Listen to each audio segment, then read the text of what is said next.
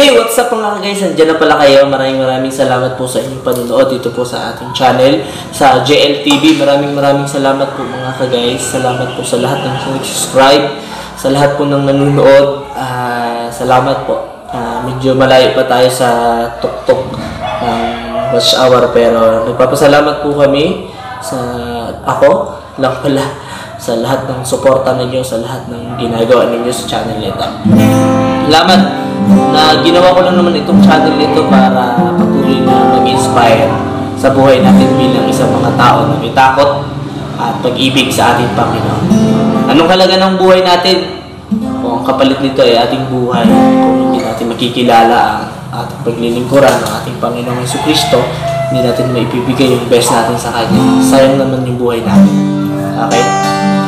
Ang kabayaran ng kasalanan ay kamatayan, ngunit ang libreng kaloob ng Diyos ay buhay na walang hanggan sa pamamagitan ng Kanyang anak na si Jesucristo, ang ating Panginoon.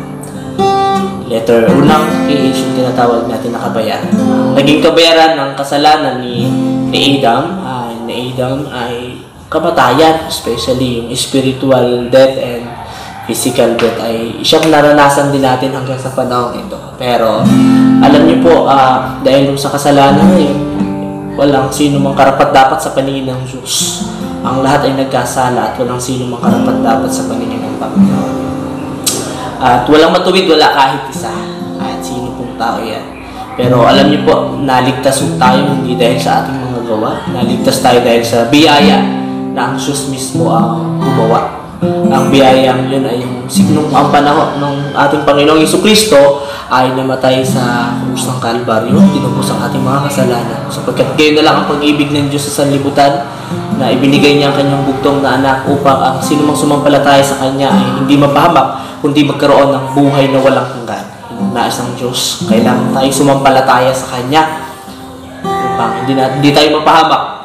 Okay, at magkaroon tayo ng buhay na walang hanggan. Mahal tayo ng Panginoong Jesucristo, mahal tayo ng ating Panginoon. At siya patuloy na nagbibigay sa atin ng tatag at kalakasan habang nabubuhay po tayo sa sanlibutan ito. Okay, pagdating ng takdang panahon, ng tamang araw, ay ang panahon na bahayag ang ating Panginoong Jesucristo sa muli niyang pagparito sa padalawang pagkakataon, ay ang lahat ng mga naglilingkod, kakilala, tumanggap, patuloy na napalataya sa ating Panginoong Hesus ay bibigyan niya ng karampatang gantimpala. Kaya sa lahat po, maraming salamat po sa inyo.